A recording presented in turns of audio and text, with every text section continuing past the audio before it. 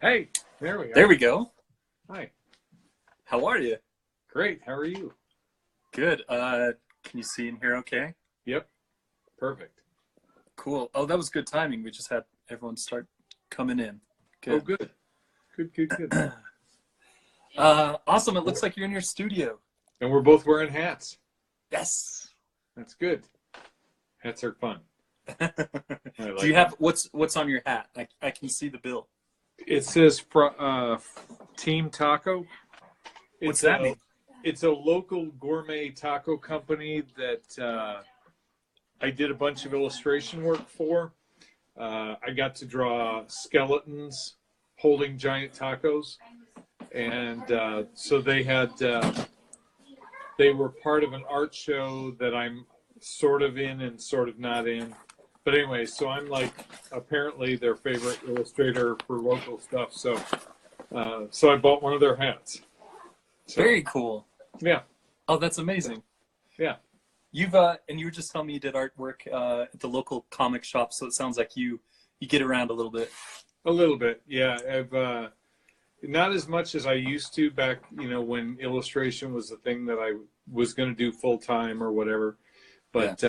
And then I ended up, working full time doing design work and stuff for a newspaper, and but then I've been in education, so. Yeah. But I still do a lot of stuff just because I don't know if I'm running from something, but I just like to stay busy. Yeah. So, yeah. Yeah. That's well, you seem to have a curious mind, which kind of gravitates toward staying busy, I guess, also. Yeah, for sure. Yeah. Hey man, thank you for doing this. I'm super Sure. excited. We've talked on the phone a bunch of times, and you and I connected on Facebook years ago because we were both doing church doodles. I think was like the big connector. We're both drawing in church, and we're like, hey, we're both people of faith, and we both draw kind of weird cartoony stuff. Sure. So that's cool. Do you mind taking a minute to kind of introduce yourself, where you're from, what you do, what you're working on? No, sure. Cool. Yeah, so I'm Chris Mostyn, and I'm an illustrator and cartoonist wannabe, and I also am a full-time art teacher. I teach middle school kids how to draw things and make weird pictures, and next year I'm going to be teaching graphic design to middle school at a brand new school, so I'm excited about that. In fact, I just got back from there today, where I got like a fancy new shirt to celebrate being a part of their staff, and so congratulations. Thanks. Yeah, it's been a long time coming, and I mean I've been 14 years in one school, and wow. So to make a change is good. Same district, but just different part of town, and should keep me interested. And I've worked for newspapers and magazines, and I dabble in a lot. Famous for nothing.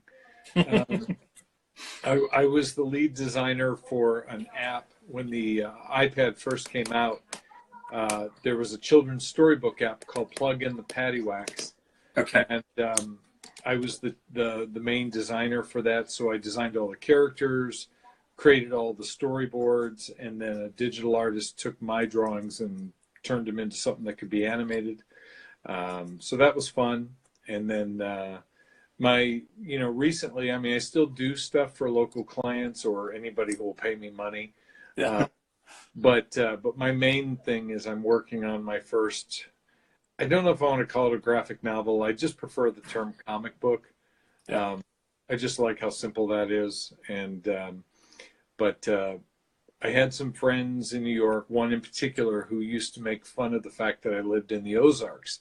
I'm originally from upstate New York in Rochester, but I married an Ozark girl from Springfield, Missouri, and so that's where I live now. And so I've been here for a long time, and it's become home. And one thing I can't stand is I don't like snobs. I don't like people who are who look their nose down on different things. And I had friends making fun of this area, and and I've grown to love the people here, and I found intelligent people and ignorant people, but I found that everywhere I go, and because it's the human condition. And so I decided I wanted to create a story that was set in the Ozarks. So a lot of the references are from the counties around where I live, and a lot of the folklore and the sort of underpinnings of the mythology of it come from this area. And thought, why not? Yeah. So, thank you. Yeah. That's do you want to are you comfortable sharing anything about or from that book, from that comic? Oh, sure. Hang on, I've got you on this fancy arm thing, and I'm going to disconnect you from that. Okay. Okay, so yeah, I have, the story is called Gob, and this is, we just had a local art show with 25 paintings. I'm trying to see if I can get this all in frame. But anyways, this is that's him right there, and this is a painting that became kind of the signature piece for that show. What they did was they scanned it and made a giclée print, much larger, and they raffled that off for a charity. Wow. And it's called In the Gloaming. And Gob's kind of a strange thing where, here's another image that we used as a teaser called Flutterby.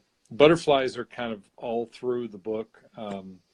They, in my opinion, they kind of represent good luck and hope. And I mean, think about it. They serve no real purpose other than to be beautiful.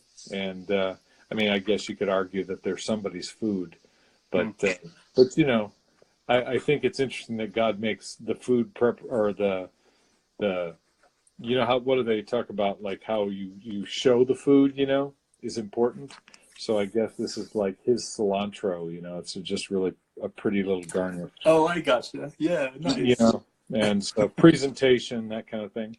Yeah. So, but yeah, so anyway, I started doing these drawings, and this was my Christmas card this year. Oh, cool. Gob got started about 15 years ago, when I was still in grad school, with this picture right there.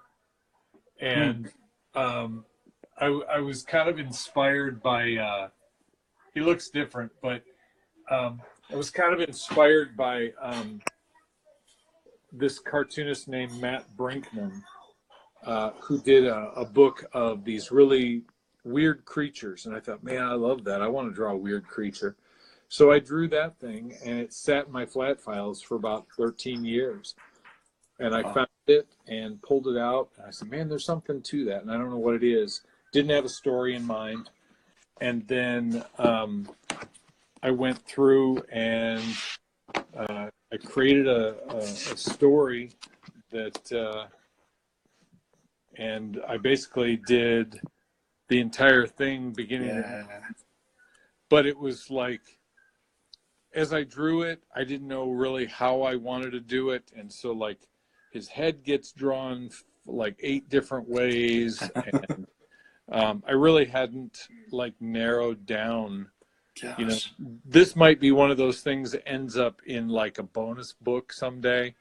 But like it was one of those things that it started out one way and it ended in another way.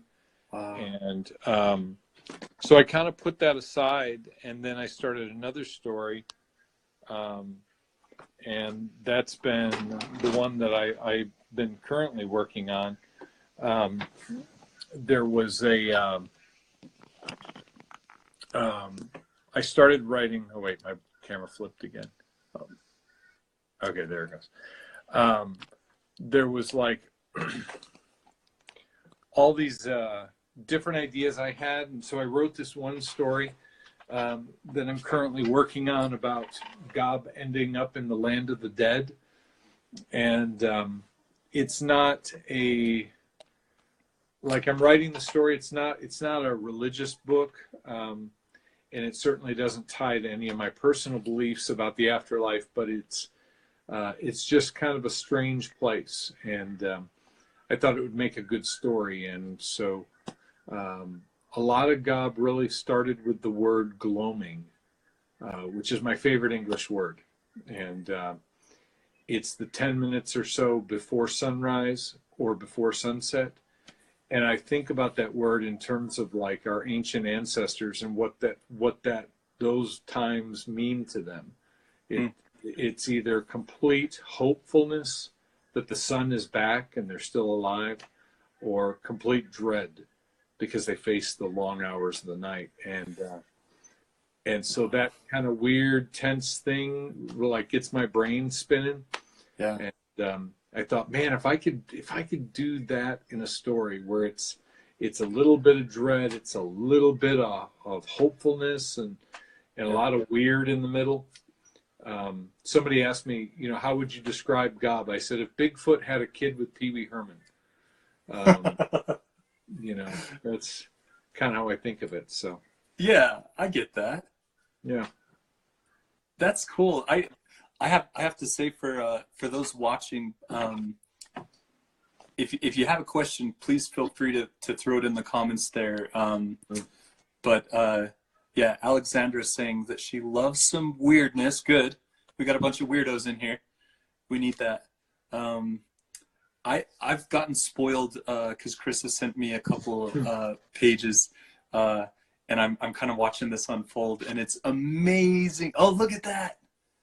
These are actual finished pages from the story that you've been watching, called "Digging with the Dead."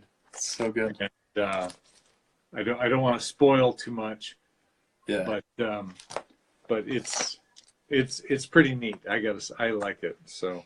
It is. It's exactly what you're saying. Like it just kind of hovers around, kind of hugs around that bubble of like bizarre, mysterious that hinges on kind of the hopeful and dreadful and in just a really charming way. And your illustrations, your drawing style, it's also really funny. Yeah. But it works nicely. Like it just it all folds into all those themes and tones fold into each other very nicely. And I keep pointing out like your pacing and like your character expressions and composite. It's so good. I can't wait for people to be able to read this. Well, thanks. I've loved comics my whole life. It's been my favorite art form. I tell my students this story all the time that, I grew up in what I called a working poor house, which meant that my parents were always working, but it seems like we were always broke. And, but they,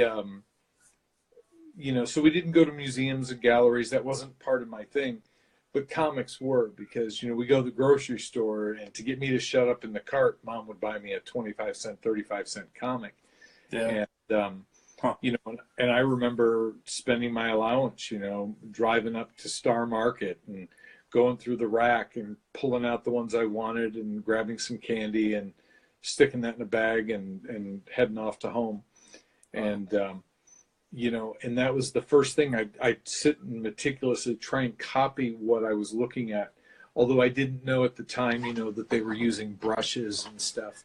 So I just did it with whatever black pen or marker I had. Yeah. And, but it was something that, because it wasn't, at that time, the comics were really flat. The images were a line and color. And so it was easier for a kid like me to study that the way that I would study, like the funny papers, in the newspapers. Yeah. Kids back in the day, we used to have newspapers, and they had these comic strips in there, and it was free, to kids, Hey, Alexandra says she copied Archie comics constantly as a kid, so you're not alone. Yeah. My daughters love Archie. In fact, the greatest Christmas gift I ever bought them, I was at a garage sale, and I found a box of 35 Archie digests wrapped in twine, and I stuck it on my handlebars, and I rode my bike home with them. And I held them for 6 months in my closet, and they've just destroyed those books. They've read them so many times. I find them everywhere in the house. So But yeah, I mean, comics just made sense. You know, it was like black line and flat color. Yeah. And I understood that. Oil painting is still like voodoo to me. I don't get that at all. So interesting. What let's I'm curious to ask a million things, but sure. Let's jump over to teaching. What have you been teaching? What do you like about teaching? What are the kids into?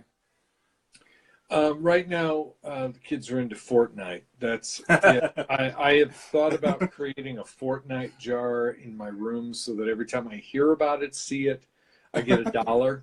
You know, because I want to finish off my student loans, and but and that would be done. Things are weird right now because this shift for jobs for me is actually really good because I'm saddened because when I first started, cell phones were a thing, but they were not the smartphones that we have. And so kids were texting under the table and things like that. But they still had this curiosity and ability to like make things.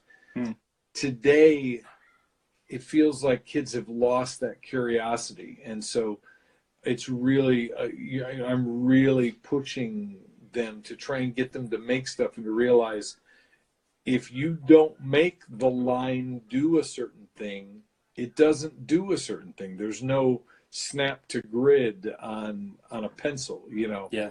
That's and so, but to teach them that, and to teach them that I've always treated art teaching like philosophy.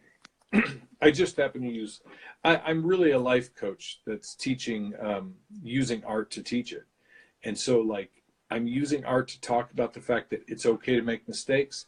You're not perfect. Your pictures aren't either. Accept your weaknesses, but work at them. And some of them will get better, some won't. And always focus on the things that you're passionate about. So if you're not into bowls of fruit, don't draw bowls of fruit. If you're into manga, then draw manga. You know, I don't care. And a lot of art teachers, I think, get uptight about that because they make the distinction between high and low art. Yeah. I don't. It's human beings making stuff. And I could care less whether it's a beaded papoose to carry your child in or a sticker that you put on your skateboard. Cool. You know, I remember in grad school, I had some very elitist kind of painter and conceptual art teachers. Yeah. And I had, I didn't like it, all that division. And I just asked him, I'm like, was Michelangelo, was he an illustrator or was he a fine artist? You know, because the ideas weren't his. Yeah. The story wasn't his. Yeah. He got paid for the work and he didn't own the work when it was done. You know, it sounds like what I do when a restaurant calls me and says, would you draw us as skeletons carrying a taco? Okay, sure. You're Michelangelo. I knew it. That's exactly right. So, except unlike Michelangelo, I believe in bathing.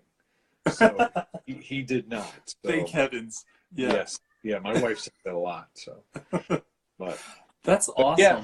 So right now I'm just trying to pack up the room and clean and get the kids to not set me on fire. And but next year I'm going to be teaching visual thinking and design theory and teaching kids. They asked me originally to teach it on Chromebooks, which I didn't want to do. But the more I started looking into it, the more I realized I could do it. Yeah. And then now we're going to be doing it on iPads instead, which is way better. But I told him, I said, we have to start with paper. And so it's important to think on paper.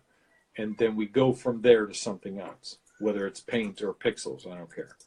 So I want to ask you about that because that's something I've found is integral to what I do. What is it about?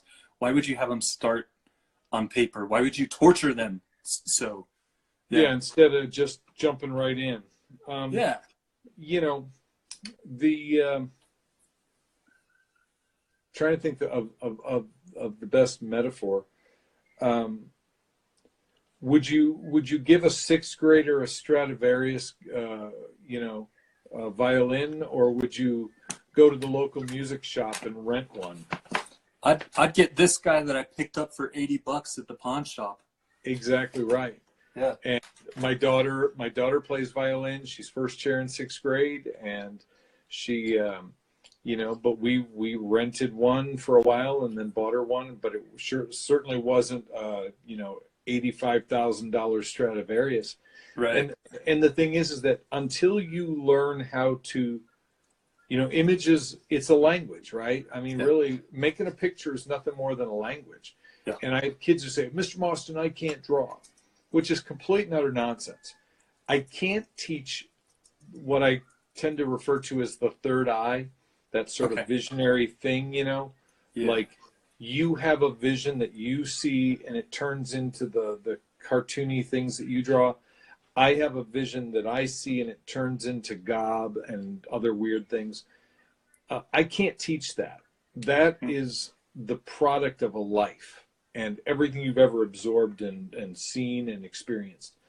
What I can teach is how to hold the pencil and how to move it and how to make the marks. And I kind of show them how writing the language, like writing your name, we all started terrible. Our handwriting was awful. We couldn't make the circle to make an A. But then we just practiced on those, the paper that looks like the roads? Right, yeah. With the little dotted line. Yeah. We practiced 1,000 times and we finally figured it out. And we developed that muscle memory. And so I teach kids that design is a language and art is a language. And I'm going to teach you some vocabulary. I'm going to teach you the grammar of it, if you will. And plus all the science. I'm really big into reading research. I love this stuff. I don't get anybody I could talk to about it, and I certainly won't bore anybody watching this with all of it. But the research shows that when we handwrite things, it codes in our brain differently. Yeah. And it makes memories deeper, and it tends to, there's just some biochemical brilliant thing going on. Lynda Barry, I know she's researching that up at the University of Wisconsin. She's one of my heroes for education. And she, and I've been reading her stuff for years and watching how she's been working. And a lot of that research, there is something about that physicality of marking. And I want them to have both. I'm not going to be the old guy saying, you should never work on them computers. Right.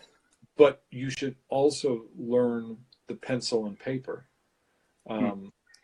There's something about that. Plus, there was one guy who wrote an article and he said, we get instant random access, is what he called it. Where like I can hold this sketchbook and I can say, okay, well, I got this picture that I did here, and then I got, this one here, and I can flip back and forth instantly, and it's way faster than if I'm flipping through, oh, wait, where's that page on my iPad? Or where's that page on that image on Instagram or the website? Interesting. So you can kind of have your hand in that and then be working on your iPad or on your computer, your Cintiq or whatever. But if you can't think on paper, plus, I don't know, there's just something about paper. It feels so cheap and disposable if you don't buy like expensive moleskin notebooks. Right. Like I have them work in composition books that are made with graph paper, so they're 99 cents. Yeah. So they're cheap. They feel like trash, and so you don't feel precious about it. Yeah. But when you get on a computer, suddenly there's all these things around the border, the toolbar and the menu and all of this, and you get really distracted. Whereas with a paper, there's nothing on there unless I put something on there. So that I think is one of the great gifts that I hope to be able to give kids, is the ability to not be distracted for at least 30 seconds a day, That's man, we could do a whole night talking about that. Like there's obviously so much to it. Did you see Lynda Barry has a making comics book coming out this September? I heard about it, I forgot about it until you just said that. So yeah, I'm really excited to see, because because I like her syllabus book. Yeah. Did you ever look at the how she did the what it is and picture this? Yeah. And so I remember finding the what it is book at a Borders Books here before it closed, and they used to have these 40% off coupons. So I found this book, and when I graduated from the University of Buffalo, my wife bought me the 100 Demons book of hers. Yeah. And in the back, she shows how she used the Sumi ink. Right. So my wife bought me an ink stick, a grinding stone, and some bamboo brushes. Cool. And that was her gift to me after. And so I've been kind of watching that. And when I looked in that What It Is book, there's that page that talks about what's walking around in the house at night. Yeah. I saw that picture, and she talks about an image as a thing that is contained in something. Well, it's usually sensory, a smell or a sound, and you're transported. I had this weird feeling of excitement and utter dread when I just turned the page and I saw that, and I had such a flashback to thoughts I must have had as a kid, sitting in bed at night and going, oh my God, like this is in the collective thinking, I guess. Yeah. That really, I was sold. I was hooked from that moment on. I'm like, I'm going to read everything this woman I can get a hold of. Yep. And it was crazy. Yeah. I'm with you. I also like that it sounds like you're focusing less on, when in your teaching, less about teaching subject matter, approaching subject matter, and more about like, here's like, the philosophy about it, but also, the techniques maybe, so they can come at it from their own interest level. Yeah. Which, I mean, come on, you're going to argue with middle school students about what to paint? That's not going to happen, right? So you're teaching them like how to draw or how to apply. That's great. And then it also reminded me that Lynda Barry, and you touched on it, talks about like putting pen on paper. It makes you think differently, but it sparks memories. Yeah. It kind of instigates those memories. Whereas if you're on the computer or a screen, you're working toward a final something rather than like maybe a discovery or an exploration in general. But anyway, I think it's great that you're kind of instilling this practice with your students. Instilling is a polite way of saying brainwashing, which is how I typically think. That's what I meant. Yeah, forcing it down. Yeah, exactly. Yeah. Well, the thing is, like, I was showing kids the other day. I was showing them some sketchbooks from when I was a sophomore in college or something like that. Yeah. And the drawings in there are terrible. And I'm looking at them going, oh my gosh, how did I ever think I was an artist? And why did anybody think I was an artist? This is just nonsense. And I'm looking through this, and I realized that the great talent that I have has nothing to do with art. It has to do with stick-to-itiveness. I didn't quit like all of my classmates who looked at each other's work and said, well, his is better than mine, so I quit. I just never did. And because of that, I got better over time. And, and now, like even like this was like a drawing I did today, a series of like just about 4 of the periods I happen to be in, during the day. And, sometimes the experiences are good. Like I had this really supportive meeting with the principal, and that's how I felt after the meeting. And then, other times, the feelings aren't so good. And, so they end up being more like that. Oh, I remember that. Yeah. Yeah. And, and then other times, I'm drawing stuff that's like kind of about just wherever I'm at, in the teaching practice, and like one of my favorite pieces in this book was this one that started out like with this girl that I call McKenna, where she's just thrilled about art, and she talks about all the things that she loves being able to do. Okay. And the mess and the creativity. And then the teacher comes up and like, I hope you can see this, and like chews her out for not doing the example that she showed. And then she hates art. Oh.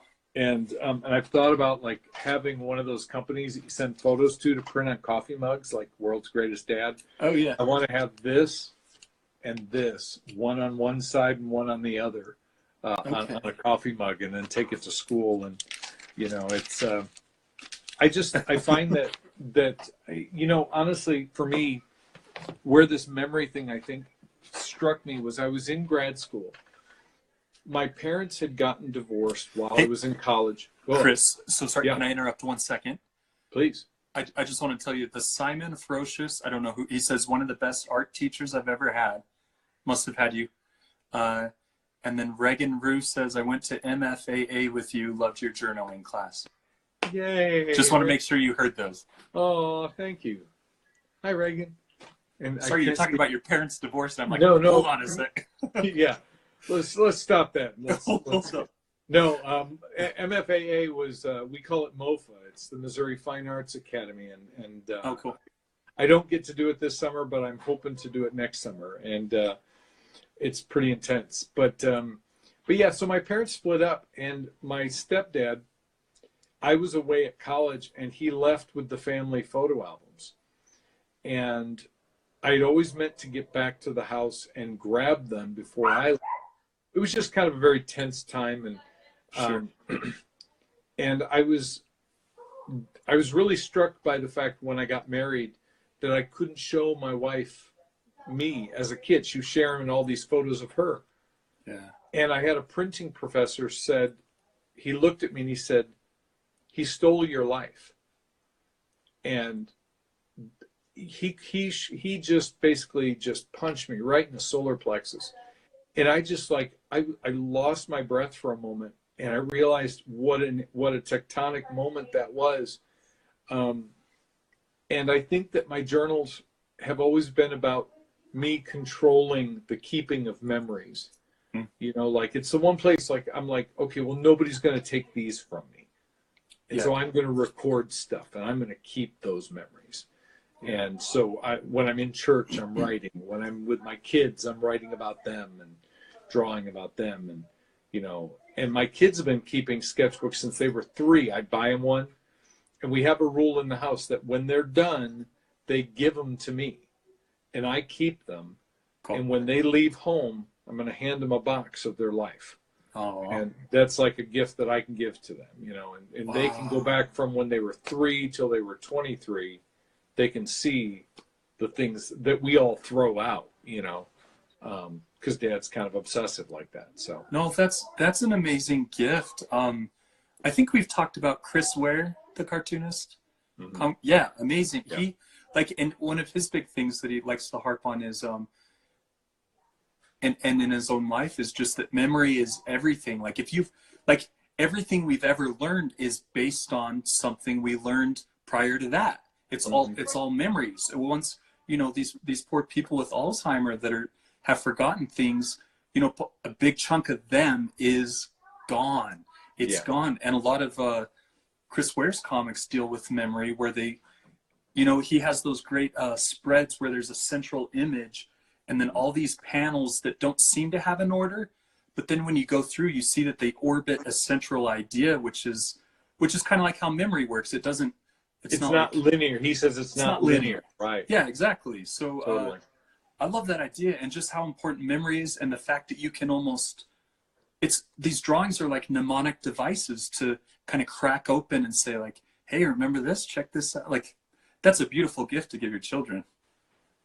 Yeah. And, you know, and I'm humbled by that. Thank you.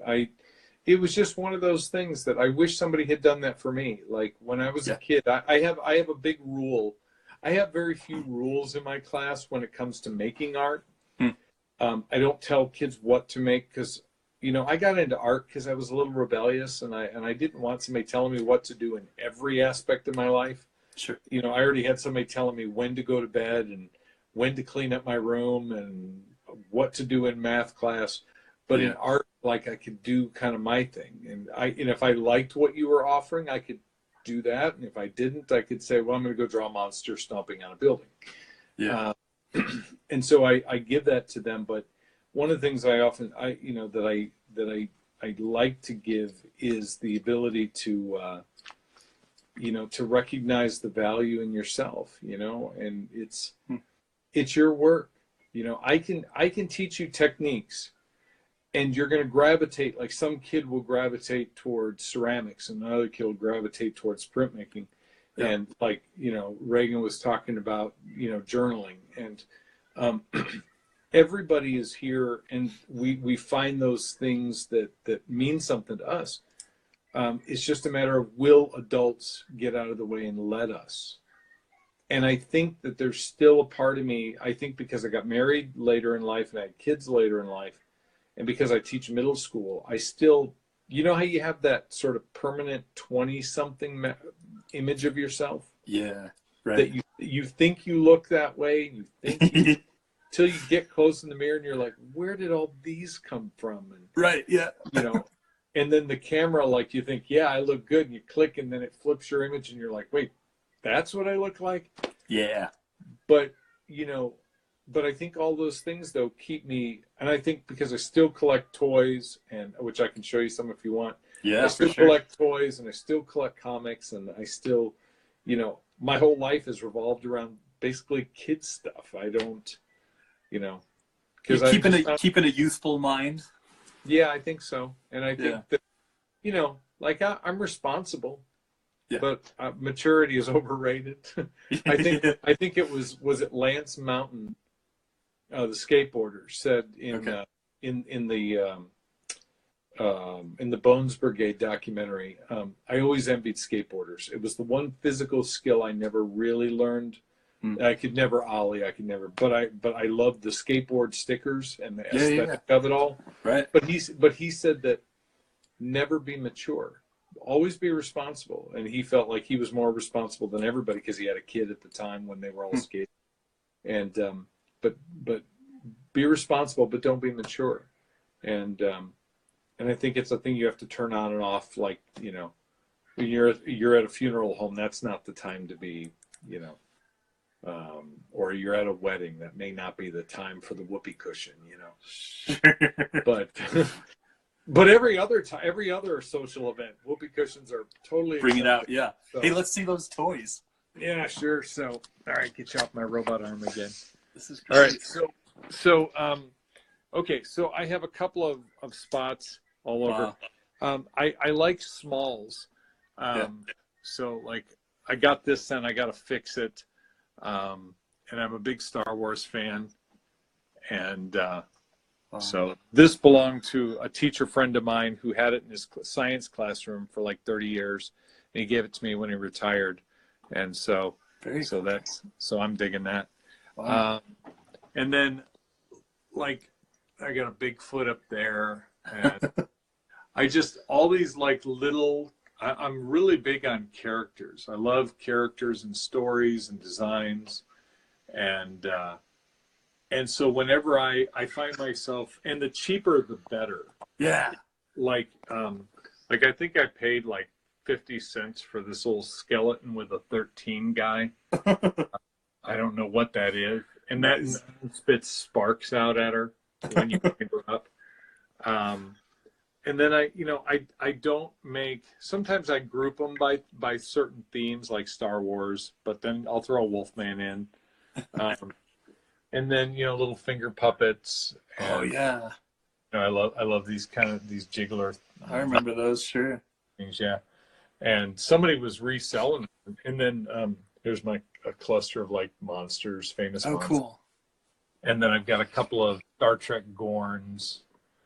There's a normal looking one, but then I'll find things like we were down in Gigi no Gitaro from Japan, and then I find things like I made this. I hot glued there he is.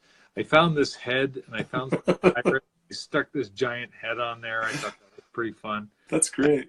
It almost looks like Ronald Reagan, the pirate. Yeah. And then there's my favorite droid from Star Wars, the Gronk droid, the one they burn his feet, Yeah. And then we were in Mexico, and I found these really cheap luchadors. Mm. They were just terrible. I mean, but I bought a whole bunch of them and I gave them to friends. And like some of them had capes that were made like with like pinking shears with the little zigzag, you know. Uh-huh. And then somebody ripped a hole and shoved it over the head. It was just the most Great. trashy looking thing, but I love that. You know, Yeah. some kid loves this. Wait, I couldn't help but notice that you said you sent those to your friends, huh?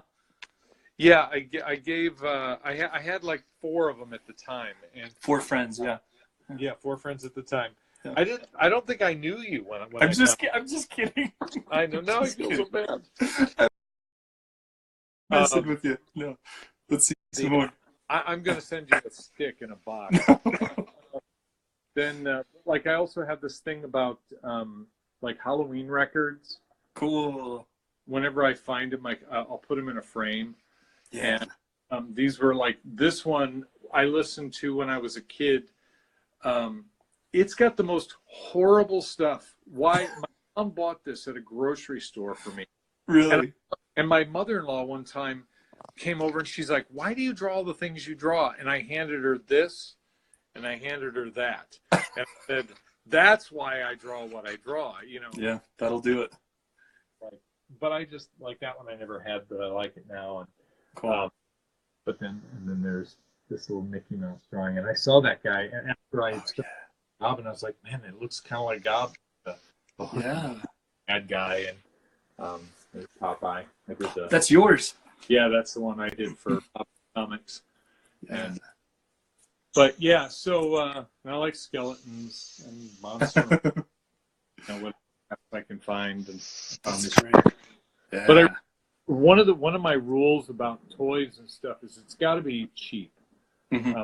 I don't want to spend a lot of money, but I also like just old stuff, like lots of old little things that have story. Like I found this truck and this truck. They're the same truck, just different colors. This one, the guy said when he was a kid, he painted it because he was going through a red phase. Okay.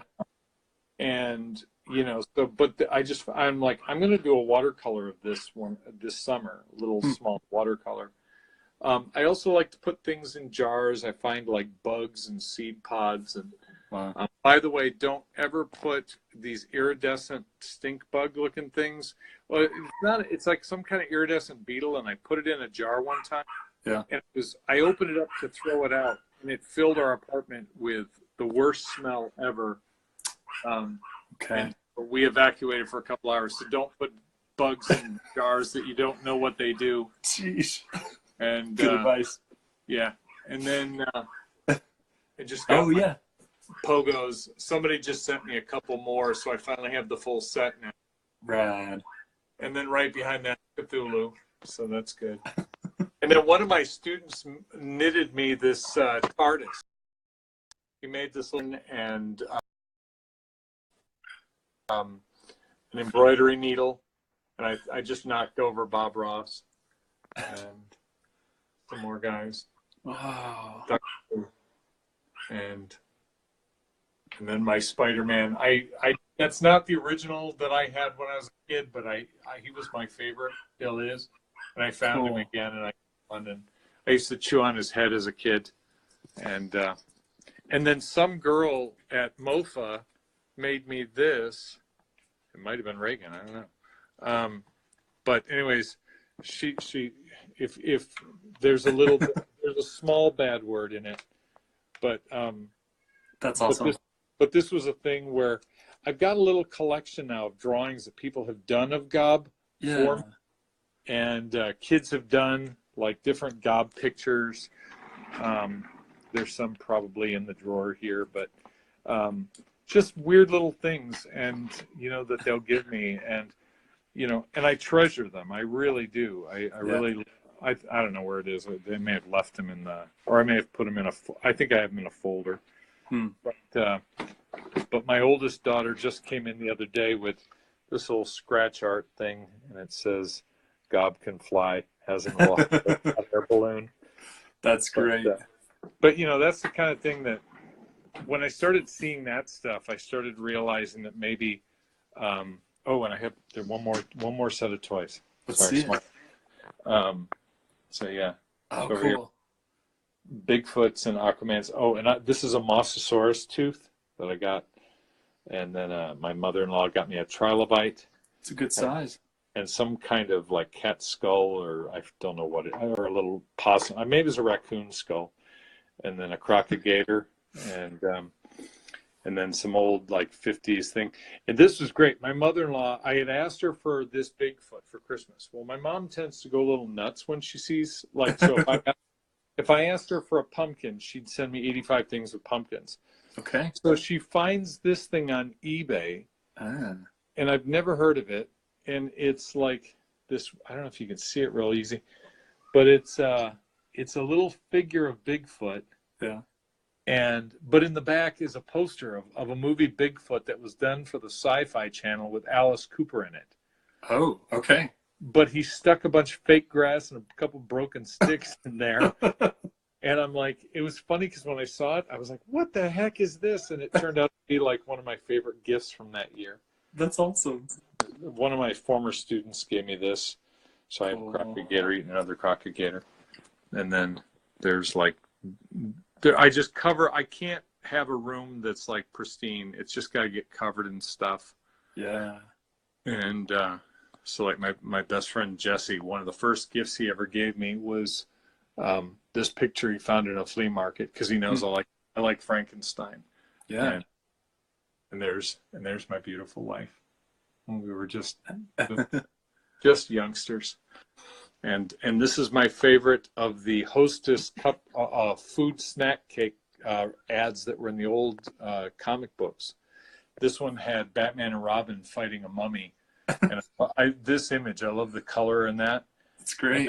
Then fortunately, Robin had his mummy gun with him, so he could ward off the mummy who was trying to just so resourceful. Get some Twinkies, right? I mean, you got to figure the undead eat Twinkies since Twinkies never go bad. But that's like when Batman has the shark repellent, like they just had it. Right? Why not? Sure. I mean, if I were going out anywhere where there might have been a mummy, I would have taken the mummy gun. Take the gun. Yeah. I'm going to the ocean. Heck, I went to the ocean last summer and I took a shark repellent can of spray. Good. So you're Batman and Michelangelo, basically. Yes, but don't tell anybody. Don't tell. Did you ever have one of the? Do you know what a secret identity? No. No. And social media has ruined any chance of that. So. Oh man, that's too bad. Yeah. You know those? Do you know what the Mold-O-Rama machines are? Are they like where you put that liquid goo in and it would like melt it and turn it into like rubber bugs and? Oh no. Okay, I think. So this was like we had one at our local zoo, and it's like a giant horizontal vending machine with a bubble top. Oh yeah. And it takes hot wax, and injects it into a mold. Okay. And so you could go. Ours was at the zoo, like I said. So you could go and it's a vending machine. You could get like a hot wax elephant or a lion. Like some of the Mickeys you had back there looked like they were just like a wax. Oh yeah. Yeah. In fact, sorry, I'm wiggling you again. That Tim Biscuit. Yeah. Was done like that. Yeah, cool. The Mickeys, like I have some of them around where, oh yeah, and Flaming Carrot. Oh gosh. And oh boy. And I had this weird obsession with ceramic animals, but they're ceramic animals that are either pushing or holding something. Okay. And so this used to hold Q-tips in our bathroom for a long time. Nice. I don't know why it is, and I don't know why pigs never wear pants in cartoons. But like, okay, so I've got they're all hiding up there, but you were talking about like this one here. Yeah, he's one. Yeah. These were by a company called Marx, and they did these hard plastic. They did Marvel superheroes and DC and Disney, and my grandmother lived in a trailer attached to a small house. And I lived with her till I was about 5. Well, I remember having a few of those, and I knew that for whatever reason, she put them in a box or put them under the trailer. And when I got engaged, like 30 years later, my wife and I went out there, and I went under the trailer, which was still there, and I dug them up, and they were still under there because the plastic doesn't decay. So wow. So I brought That's them incredible. home. Yeah. So. Jeez. But no, I'd love a Moldorama or whatever that is. I'd be using that all the time.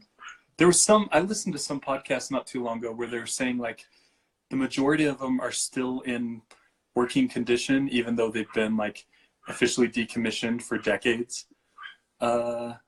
Oh, and Angela says, "Are you sure you're not actually Wayne White? I feel like we're at his house right now." That's funny.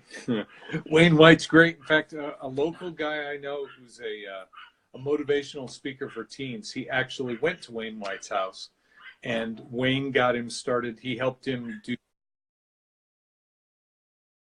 some cardboard sculpture. And his name is Kyle Scheele. And he's on Instagram too, but he's in Washington State right now, so he's doing a thing, so he couldn't be on here tonight.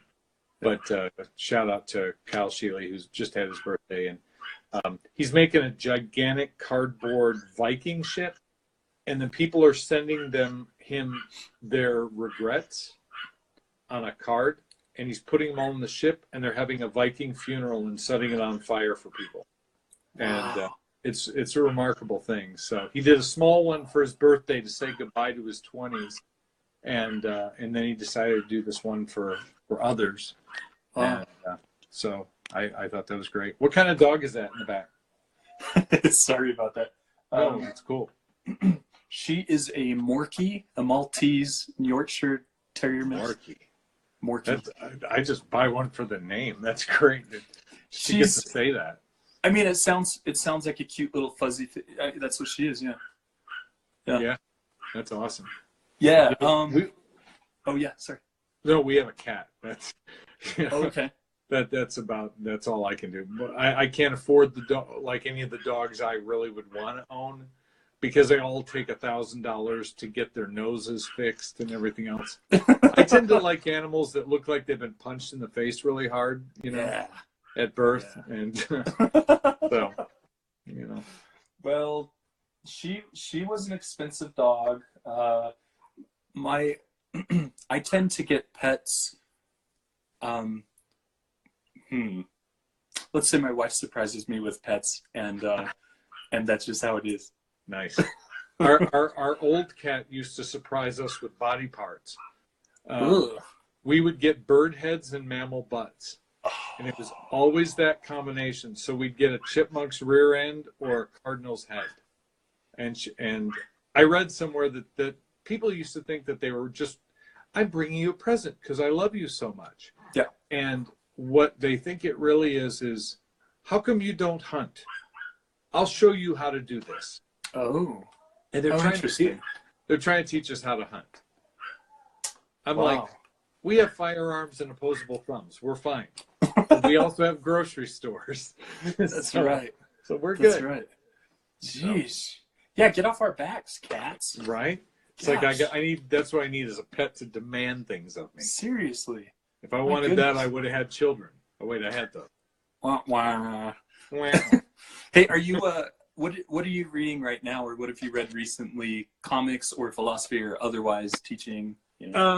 Okay, so every year I try to read a book called Art and Fear. Oh yeah. Yeah. And I give a copy to every student teacher I have, because it's a book that I think helped me through some very dark times of self-doubt, but it also helps me to think about my children, my students, in terms of they're scared. And so much of our culture, whether we realize it or not, I had a professor teach me this, that comes from a place of fear. And maybe we should do all we can to not start in that place. That be brave, be bold, try things, do things. It doesn't matter, just don't be afraid to try. And so that book helps a lot. Comics. I've been buying a lot. I'm trying to read through the entire Hellboy library. Cool. That's good stuff. I've been studying him for years. I mean, I've liked Mike Mignola's work, but I've been studying it because here's a guy who had a singular character placed in lots of it. Sorry, I had a pause there. My phone is now demanding that I plug it in. Oh, sorry. No, it's okay. And hey, so sorry. We might get kicked off in a minute and have to start because Instagram has like a 1 hour cutoff. So this happened the other day and we just jumped on. You bet. Yeah. You bet. Silly Instagram. Oh my goodness. So yeah, I'll stay here. If it goes weird, I'll just trust you know what you're doing. Hang tight. Yeah, that'd be good.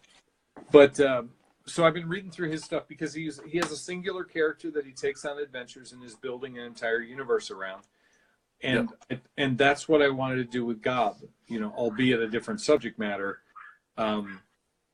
But to see a guy whose entire life's work is beginning and completed before he died, remarkable.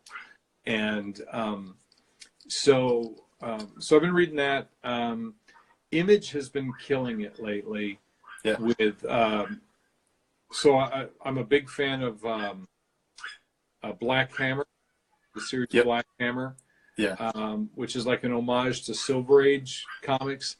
And a friend of mine who's a DC fan was bugging me, and I was never. I'm like, I'm a Marvel kid. That's my thing. And he's like, just shut up and read some old Silver Age stuff. And I found that there's an earnestness to this dorky, nerdy, cheesy stuff that I really loved. And it was so innocent, and I appreciated that because we live in such a cynical, dark time. And so I'm reading Black Hammer. When I feel like getting a little darker and reading more horror, we have a guy who lives here locally, Cullen Bunn, and he writes a million comics. Literally a million comics. I mean, you could go in a comic shop, throw a dart at the new rack, and probably bump me. Did one out of every 3 times. But anyways, so his Harrow County. I love it. It's so gross and so dark. Yeah. And I got a chance last year to meet Tyler Crook, who did the artwork.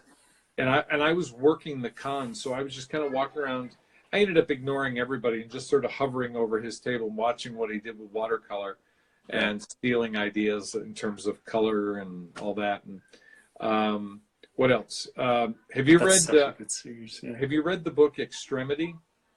Extremity? Maybe not. What's that? It's an image book. I love it. I wish it had gotten more praise and more. I wish it hadn't got canceled.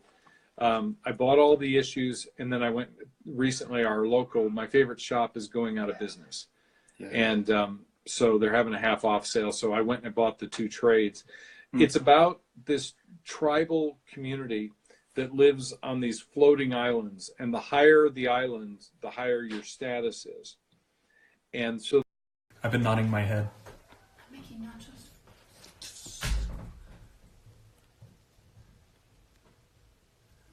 And we're gonna try again. Hey Angela, welcome back. Sorry about that. I guess you know the drill. Jess is gonna find some way to shut this down, so I'll just hang tight. He'll be back. There's Chris. All right. Go live with Chris. Let's pick up where we left off. We just hit that hour where Instagram cuts us off, so we're back. There we are. Good. Yeah. But anyways, I was talking about Extremity, and the first book starts out with the girl, young teenager, and she's drawing in a sketchbook. So I was like, oh my gosh, I like to draw in sketchbooks. And I won't ruin the story, but it starts out with the guy chops her hand off, her drawing hand. Okay.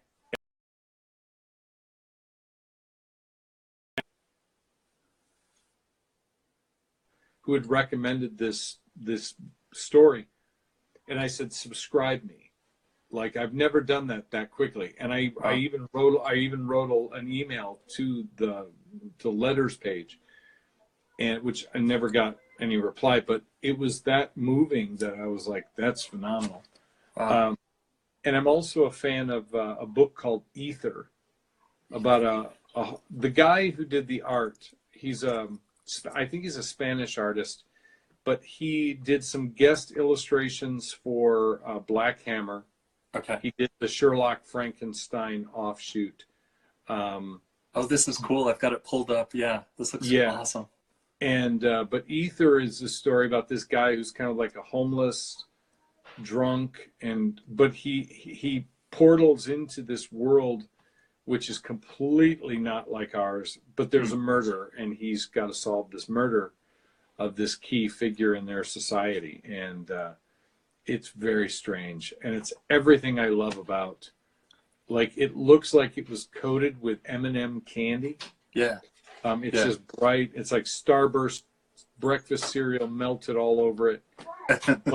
But there's some dark things and some funny things, and the characterizations are great. And so those are some big things I've been reading. And cool. I've also been reading something that I've read in Chris Ware, and I've read just about every cartoonist. I'm reading Gasoline Alley. Which I'd never read before, and I got like the first volume of the daily strips. Oh, cool. Then for Christmas, my wife bought me one of the Sunday pages. Oh, man. And I'm looking at these going, how in the world? Because I love George Herriman, who did Crazy Cat, yeah. And he's my favorite cartoonist of all time. But like a lot of that turn of the century stuff, like, you know, Winsor McKay and all that, this stuff was just nuts what they were doing on a full page of the newspaper. Yeah. Sorry, my daughter's asking if she can come on. I'm trying to be protective. Absolutely. Yeah. Chris says yes. I say no. He says no. Listen to your father. See, that's his. I'm trying to be protective. You know, like getting kids on. Oh yeah. On my stuff. Yeah. But I say hi. But he says hi to you.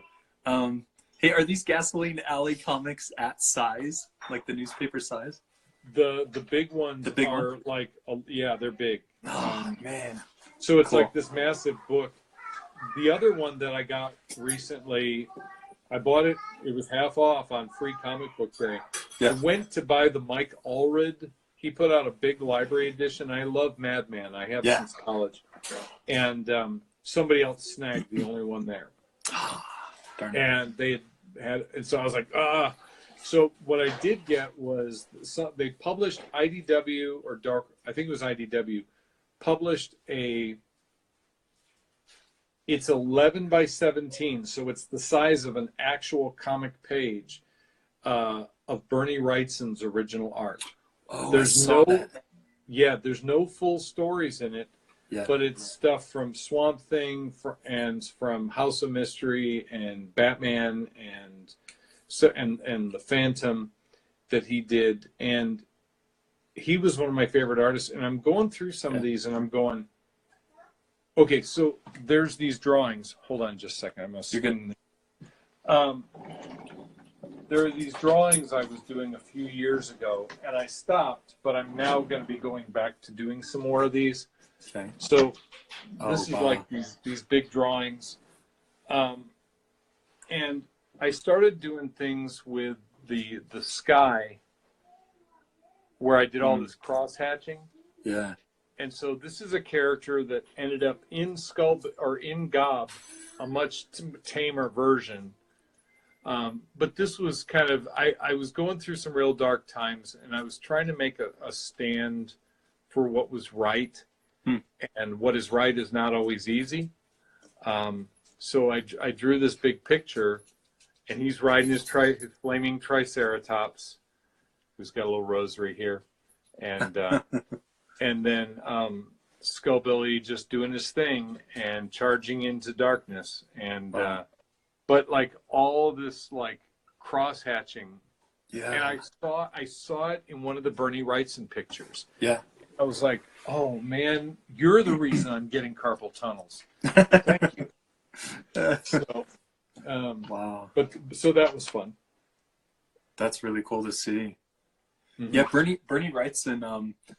I'm embarrassed to admit I didn't know who he was until he came to our in Utah a Salt Lake Comic Convention that we have. Oh wow! And he was tabling, and I got to go up and talk with him. This was just maybe a year before he passed away. And I was really looking at like Will Eisner's inking techniques, and just really loving inking, which is Bernie, and just looking over his work and talking with him I mean, that was amazing. He's an incredible guy, and seeing you like picking up similar techniques and aesthetics and putting them together in your own way, like all those textures and the fills and everything. It's beautiful work. Well, thank you. He's a guy that I remember when I was a kid, and I went to a comic shop with my mom, and I asked her for some X-Men, and she bought me a bunch of X-Men. Yeah. And I saw a few issues of the original 10 run of Swamp Thing that he had done. Yeah. And I convinced her that I needed some of those too. And I took them home, and I was completely engrossed in this work. And like, because I knew, even as a kid who had no art training, I knew that this was like next level stuff. Yeah. And then some of his stuff was so gross and so dark that I knew, like, if Mom finds this, she'll kill me. So I gotta like keep this on the hush hush. But he was a guy who just had this amazing sense of understanding of anatomy and light and shadow, and I love spook. As a kid, I always liked spooky things, and I find that people tend to have reactions to scary stuff in two ways. They either are don't like it at all. My wife does not like scary movies because the feeling sticks with her. Yeah.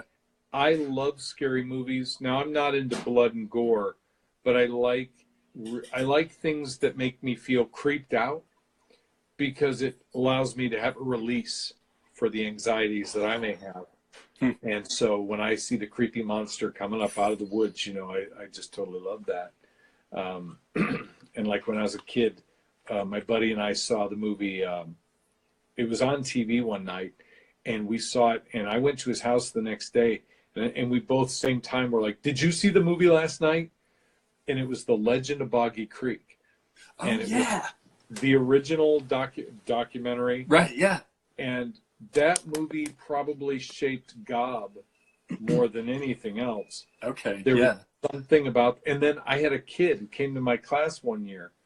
She had this real Southern drawl, real strong accent, and I'm not making fun of her. I love the accent. And she said, and I said, "Where are you from?" And she goes, "Oh, I'm from Arkansas." And I said, "Really? What part?" I said, "I do a lot of like floating on the river and camping down there." She goes, "Oh, I'm from Fouke, Arkansas." I said, "Oh my God!" Like I thought it was like meeting a celebrity. I said, "Do you know the Boggy Creek Monster?" He goes, "Oh yeah, my mama, my grandmama, they know about it. I never seen it, but they did, and they're scared of it." And I was like, "Cool! Oh my God, you're my favorite student ever." Yeah. And no offense to any students watching, you're my favorite students too. But she knew like the Boggy Creek Monster, and so I think that Bernie Wrightson was this amazing. He tapped into this thing that for people who read comics in the 70s or us in the 80s when we got older and found his stuff. And then he did that Frankenstein illustrated book. Do you know what I'm talking about? Yeah. And that book made me want to throw out every pen I've ever touched in my life. I get it. It just made me want to quit and just read that book. Yeah. So I was like, well, how am I going to top that? So, and then you go like, well, I'm not going to top it. I'm going to do my own thing. Yes. Yeah. Man, I'm with you. That work in that book is astounding. What you said earlier that Wait. Somebody said, "Can the man? What's cold? Throwing out my stuff?" That's just cold. I think there's a little bit of a delay, so I don't know. Oh yeah. Oh no, this may be a former student. Sorry, bud. But he's but your you're my favorite student. Yeah. Yeah. So, Yeah, you said earlier that you don't believe that, like if someone says they can't draw, you don't believe it. What do you tell people? What's your response when someone says like, "Oh, you draw?" Yeah, I can't draw. I can't draw stick figures, whatever. What do you say? I'm like, well, it depends on how snarky I feel that day.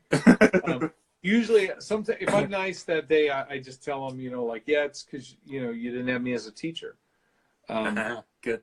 Because there's a lot of myths about drawing, right? That it's about talent. I would rather have a class full of moderately sort of talented kids who work their butts off than a bunch of like prima donnas who are like gifted by the muses who are lazy and just want to play Fortnite. I'll get more work out of the blue collar working class. I really do consider myself I'm a blue collar artist. One, I make stuff that is for ordinary people. Yeah. And two, I may be educated and I may have all this stuff, but I punch a clock. I come in, I sit down, I do the work, I hammer it out. And the only reason, I'm fair to Midland as far as drawing ability. I'm better than average, but there are so many people I know because I've studied the history of comics. There are so many people that draw so much better than I do. But I work harder than most people I know. And so the reason that I do anything is because I just work at it. The other thing I sometimes say is, yeah, you're right. And they look at me kind of weird. And I've had kids say, Mr. Mostyn, I can't do this. And I'm like, you're right. And they're like, what? They're like, you can't say that. I said, say what? You said I can't do this. I said, no, you said that. I just agreed with you. I don't argue with my students. Yeah. And they think for a minute and they're like, well, I don't know how to do it. I said, oh, well, see, that's different because if you don't know something, you just need a teacher. Yeah. And fortunately for you, I'm here. So, I like those responses. I've been asking that more and more, especially like from teachers, just because like, and Lynda Barry has talked about it, like fifth grade. Thank you, Cam, by the way. Oh yeah. The check's in the mail. Yeah, she talks about like fifth grade being about the cutoff between what people perceive. I'm an artist, I'm not an artist. And I love that she points out there are no good drawings. There's no such thing as a bad drawing. Like, make drawings. Just a drawing. Draw. Yeah. There's a professor at our university, and he talks about that. And he says, in the end, it's just marks on paper. Who cares? Mm-hmm. Nobody dies. Yeah. The house doesn't burst into flames, and if it does, you're doing it wrong. But it's just marks on paper. Make it. Yeah. You don't have to show it to anybody if you don't want. Amen. But do it. Yep. So, yeah. No. Speaking of teaching, I'm sorry to interrupt, but I wanted to just say how much I have grown to truly love and appreciate you. So I started watching your stuff online on Facebook, like we talked about the church notes and stuff. Yeah. And, and there's like no pretense with your stuff.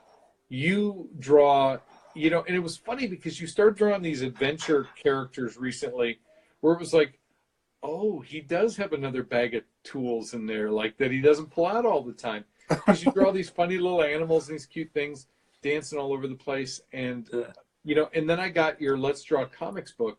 Oh, yeah. And I'm vicariously living through you, by the way, because you got to teach at the Schulz Museum. Oh, and my I'm gosh. Super jealous in the best possible way. It's not like, I wish I had that and you had a cold. No, I get it. I just really, it was such a cool thing to watch your feed and to watch your story come out. But when I got that book, there's no pretense in that book. It's the kind of book that I wish somebody had given me when I was a little kid. Because I'm like, I could draw like that. Yeah. I could draw a character that looks like, I draw things like that all the time. Yeah. Wow, I never thought I could put 4 pictures together. Now I'm telling a comic.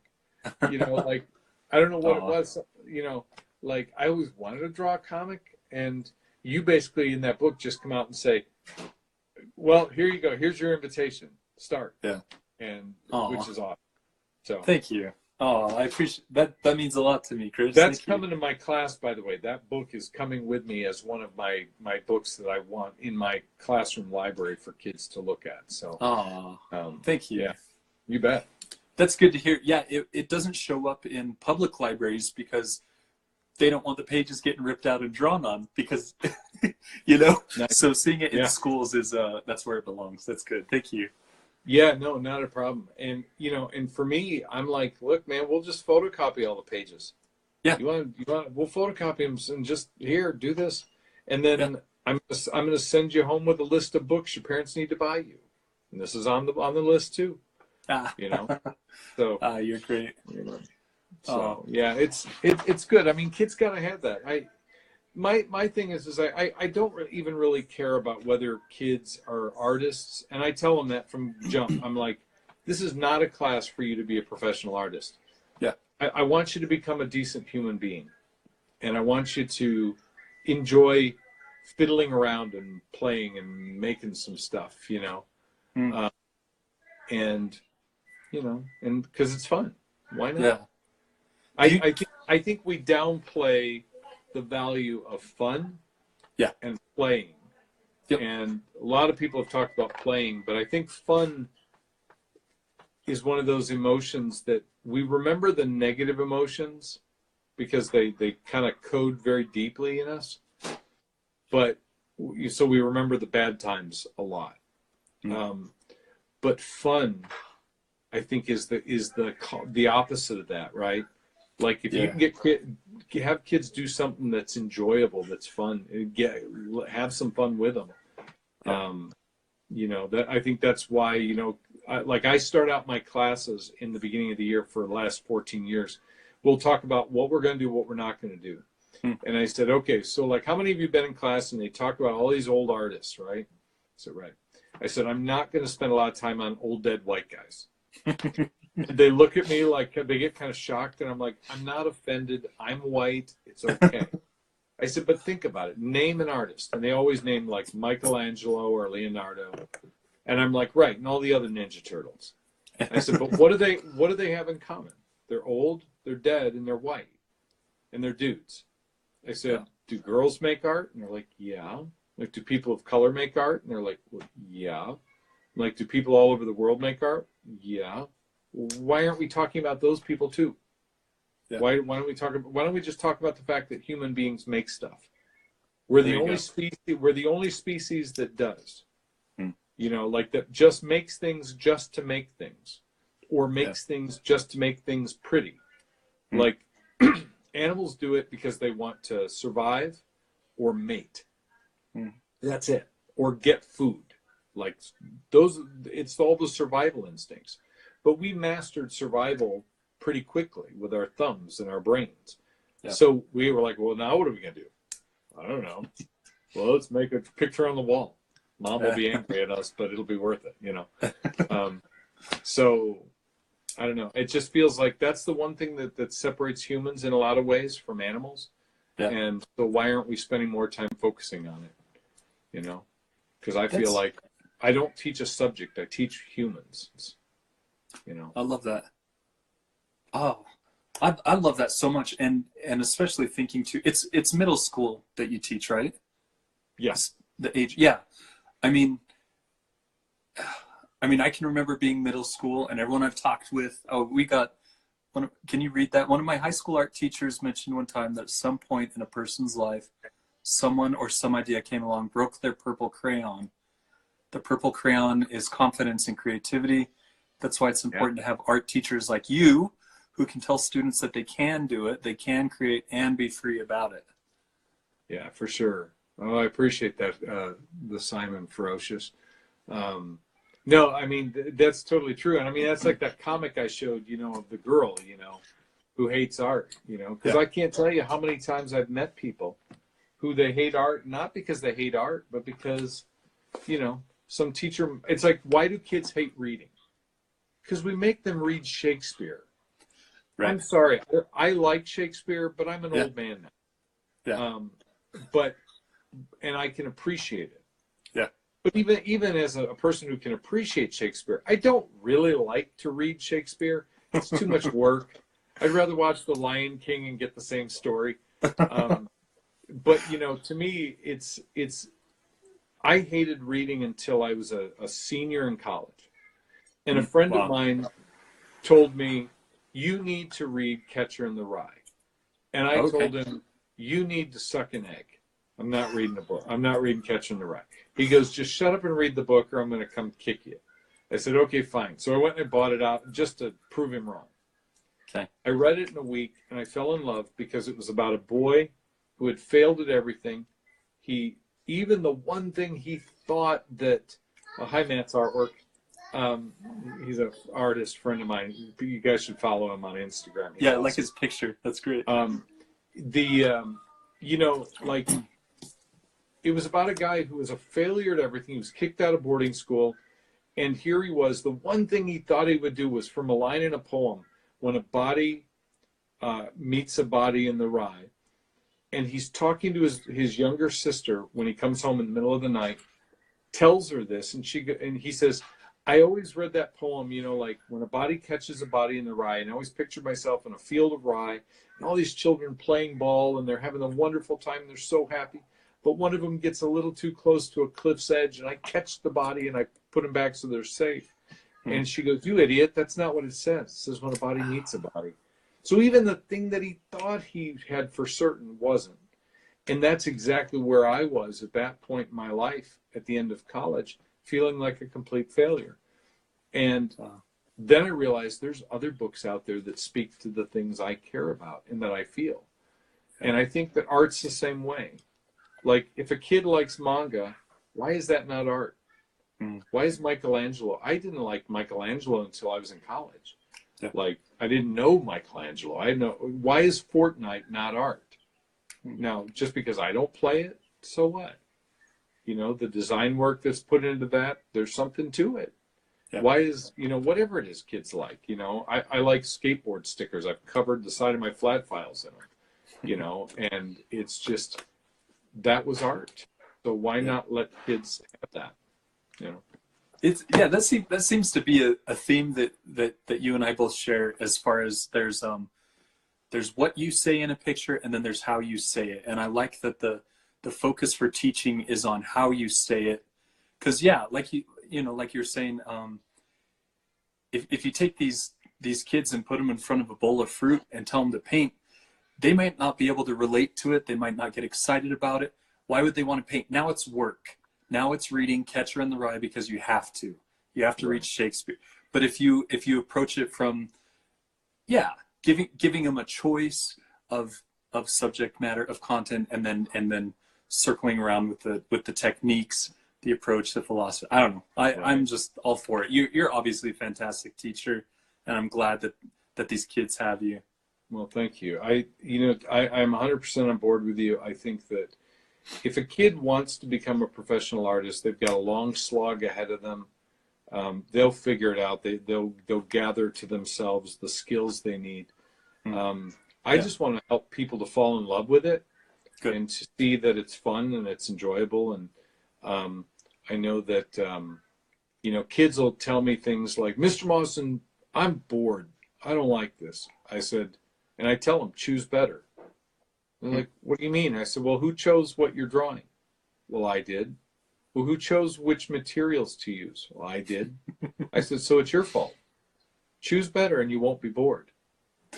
And then they get frustrated. My students get mad at me a lot until they get older and realize that I was like the only teacher. In fact, the greatest thing, I'm not one for self-aggrandizing, but this was such a great, I think that if I accomplished nothing else in my entire teaching career, this one thing solidified to me that I was on the right path.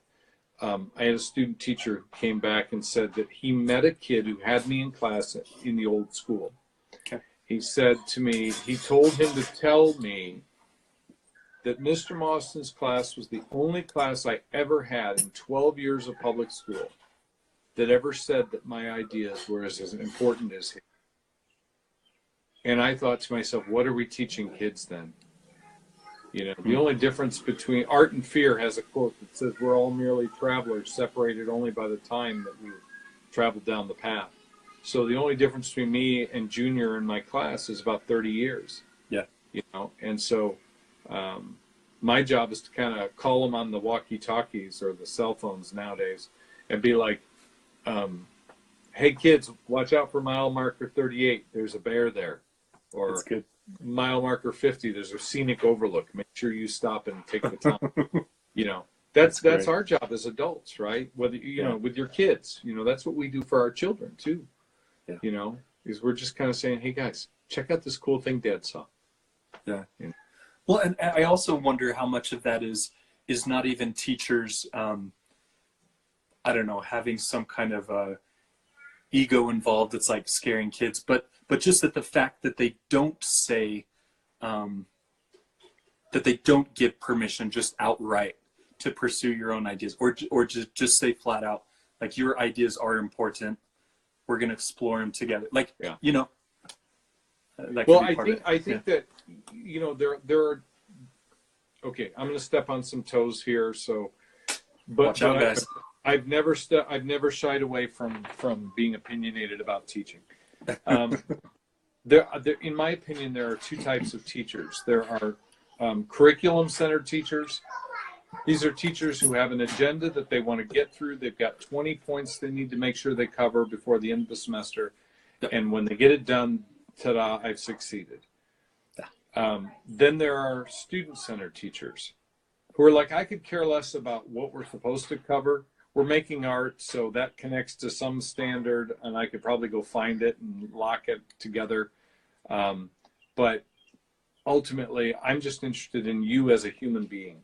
What are you interested in? What do you care about? What are your values? What's your story? And how can we put that together? And well, let's make something with that. You know, I'll show you how to make a thing with what you want to make. And you say, well, I need to do this. Okay, well, then you need this skill and this material. I can teach you those. But I think that the other thing that I find is that there are teachers who teach, who love their subject and they love to teach and they love working with kids. And then there are teachers who are makers, and they're on a whole nother level because they are doing, not because they're paid for it, but because they just love doing. Yeah, and then there's the bottom rung of teachers are the teachers who like summers off because they like drinking mojitos by a pool. And so they figured, well, I got to choose a major. I might as well go be a teacher. I didn't hate school. And those are the ones I don't talk to. But it's the other two, like the middle one, they can come up, but you got to get them to make something, you know? Yeah. So I think that teachers, it makes a lot more sense if you're a maker, because kid tells you, Mr. Mostyn, I'm really scared. I'm like, yeah, me too. What do you mean? Well, let's see, last night I was working on Gob and I was terrified that I didn't know what I was doing. Well, what'd you do? Well, I called my friend Jess Smiley, who said, do a dummy book. And so I started doing a dummy book, and suddenly my confidence came back. And it was like, oh, I can do this. I said, so why don't you sketch out a bunch of stuff first? Okay. You know, it's that simple. So. Yeah. Oh, that's awesome. Thank you. I'm actually presenting via broadcast just like this. Oh, awesome. This summer to our local school district of art teachers. Very cool. Yeah, I presented, I don't know, 4 or 5 years ago in person. I could walk around back then, and, you know, right. And right now, like they reached out and we're going to set it up and talk with them. And I'm just curious if there's anything you would maybe want me to pass on to a group of teachers that are makers, that are struggling to excite their students, make them think maybe a little differently, and also help them as teachers to not focus so much on just, just being worn out. It's exhausting teaching and making your stuff, anything along those lines you might share. Yeah. First of all, I would tell them, congratulations for you. You are doing an incredibly thankless job that is incredibly, unbelievably difficult to do. And I don't say that for pity. It is hard. Every job I've ever had, when I worked at the newspaper, man, I could get into my rote memory and just be banging out those maps and silly things. And I could zone out and I'd be thinking about 50 million other things. I have 32 souls I'm in charge of in a room, and I can't let any of them die. Yeah. And then I've also got to teach them something. And I've got to be a counselor and a psychiatrist and a bathroom monitor and the drill. Yep. So I have nothing but love and respect for teachers, because it is one of those jobs that, like, we all complain about the things like money and resources, but we all went into it knowing that was the case. Yeah. Because there was something deeper in you that made you care about kids. That's the first thing. Go back to when it was that you fell in love with children. Because I think love motivates everything. My greatest hero in education, in fact, my friend Jesse bought me. Jesse Teller is on Instagram too. He's a fantasy writer. He's written 27 novels. He's got 60 planned, and they're all interwoven. Thousands and thousands. You go to his Instagram. He's amazing. But he gave me one year for a gift. He gave me a record with Mr. Rogers that says "Welcome to the Neighborhood," and I'm going to frame it because Mr. Rogers talks about like how much he loved kids and how much that drove everything. And I think that the answers, like, I don't have any answers for anybody about how to answer your particular need. Sure. But I can tell you that the Beatles had it right, even though they broke up. Love is what you need. Love is all you need. And if you love children, like Jess, think about your kids. What would you not do for them? Oh, right. What would you not, like, would you walk through fire? Would you fight a bear? Would you work a thankless job for 30 years to put food on the table? Of course you would. Absolutely, yeah. And it's motivated from love. Yeah. And if we stop loving children, my advice to teachers that I give at every conference I speak at is the same. My first words I always say is, if you don't love kids, I want to give you some career advice. Quit. There are other jobs you could do, and you could take your teaching skills and go work for an HR department, be a middle-level manager. You'll earn 6 figures somewhere at some big corporation, but you won't sour a child on something that should be really beautiful. Now, not every kid's going to love what you do, but if you love it, love the kid, and love what you make. Because I think that the kids like what I do, at least the ones that do like me and aren't mad at me right now. The kids who do like what I do, it's because I'm really in love with what I do. I love Gob. I love drawing these comics. For those who don't know, Jess is the greatest life coach ever. And so, like, so now, like, I'm writing my entire book in this notebook and drawing it all out. And I've been sending them to him, and he's been super positive and energetic. Oh, I have a sticker I'm going to send you, Jess. It looks like that. Oh, cool. Oh, I love it. But anyways, like, they see me draw that, and they sense that love that I have for making. Yeah. And I think that, with that translates over a lot of differences, So love kids and love what you make. And use your summers not to just go on vacation, but to find that love again, I think we all have to renew that, Thank you. I took notes, so I've got. Oh, good. Yeah, I've got some points to visit. And if you want to say the part about quitting, you can say Mr. Mostyn said, I didn't say this, but it wasn't me. yeah, it wasn't me, I swear. No, that's good, and that's important. And I just like that point you made about, like, look, if you're not satisfied because you're not making enough money and you're not happy, you could be making more money doing any number of other jobs and not spoiling a child. That's powerful. Yeah. And that's it, because we're all an amalgam of the things poured into us. Kids don't learn to be racist. They don't look, they're not born racist. They're not born hateful. They're not born, they learn those things. That is poured into them by somebody along the way, whether they see it on a screen or they see it from mom and dad or they see it from their aunt and uncle or their brother and sister, whatever. Right. But we pick all that up. And I just feel like I want to be an adult that feeds good things into them. And I remember I was in seminary. I had gone to seminary for 7 years. Oh, wow. And I was going to be a Baptist minister. I'm licensed and I can marry people and bury people. And I've done that once for each of those, which was fun. Not the same people, I hope. No, not the same people. Okay. But what did happen was somebody once said in there that people don't care how much you know until they know how much you care.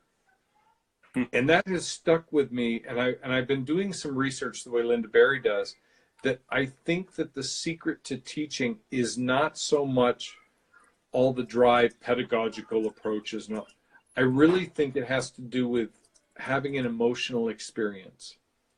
If you can make a person feel something, they will remember it and they'll connect with it, even if it's not their life's work. Right. They'll be like, man, I had this art teacher once who, okay, a good case in point, my 6th grade art teacher. I don't even remember her name right now.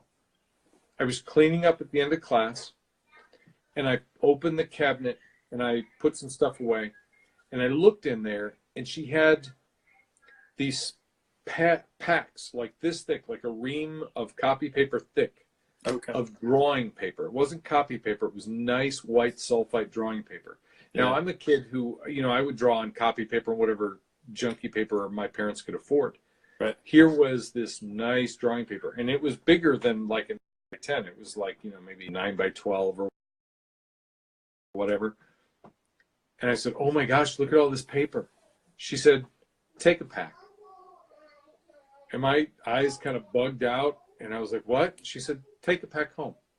You like to draw, take a pack. That was the greatest gift anybody's ever given me. Wow. I took that home, and I was like, I want to make a book.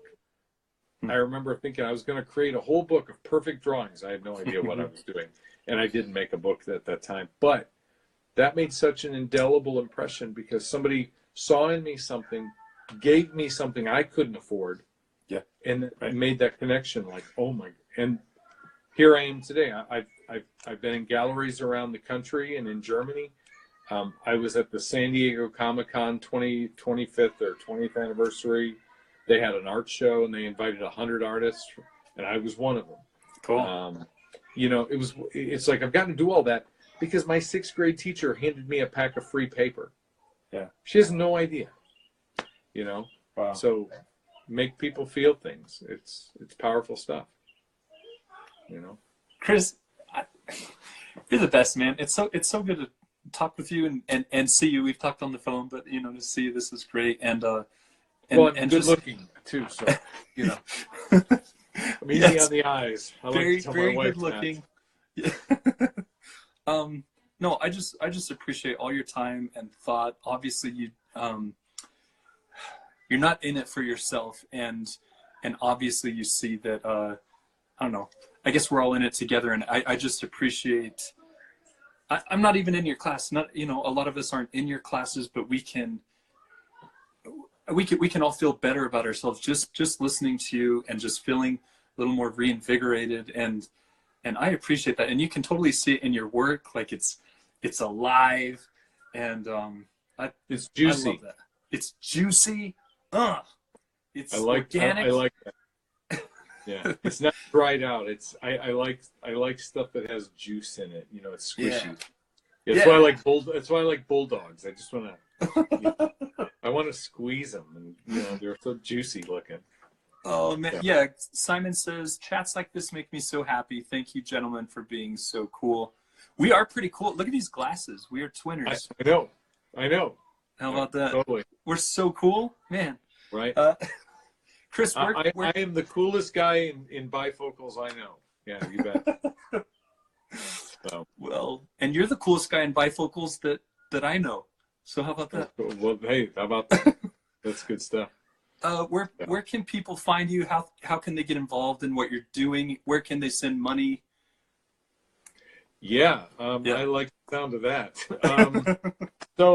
Okay, so they can. I'm on Facebook, Chris Mostyn. You can go to my website, chrismostyn.com, and there's a contact page. I'm revamping it this summer, so it's a little stale right now. But I'm going to revamp it a bit. But there's a contact page, and it'll send an email directly to me. If you and then Instagram I'm on, and this summer I'm going to be posting a lot more on that and doing little snippets and teasers about Gob. And I just had this show, and it ate up like a lot of time, and it was an amazing experience. Just the most wonderful people at Social. Social on Patton is a restaurant and gallery here in town, and but yeah, so they can get in touch that way, and you know, and if they have access to things that they want to send my young graphic design students, we'll take it, but you know, hopefully I can get the book published, and so you know, and so if anybody has anybody liked what they saw and would like to see more of it, I'll keep making it regardless. It'll get out there at some point. It'll either be self-funded or published by traditional means, but I got nothing else to do, you know, so why not draw this comic? So thank you. Yeah, and I'm glad you are. I love seeing it. Just before we go, QCMS22 says, I did a practicum with Chris in college, learned so much. So maybe you recognize them. I don't want to click on this for fear it'll send me somewhere else. It might close out, but yeah. So, well, QCMS, I'm sure I remember you, but I can't see your picture because you're about the size of, you know, a pencil eraser. It's tiny. And I have bifocals, so I can barely see. So yeah. Chris, thank you so much. It's just been a joy, man. I'm gonna have to rewatch this a few times to take it all in. Well, thank you so much, Jess, and thank you for hosting these. You know, we've talked before about what a blessing it is that, you know, you're taking a circumstance in your life and still putting positivity out into the world, and you know, and I get my kids and they have meltdowns if, you know, they run out of Takis, and you know. And, you know, you instead are like, no, I'm going to make the world a better place. So I'm like, I want to surround myself with more of those people. And I'm grateful for the internet to be able to find them if they're not right here. So, amen. And go buy Jesse Teller's books if you like fantasy books. He's awesome. I'm excited to check that out. Yeah. Cool. Thanks, Chris. Thank you. Well, have a good night. I'm gonna too. close this, and all right. we'll see you good later. Night. Thanks. Bye-bye.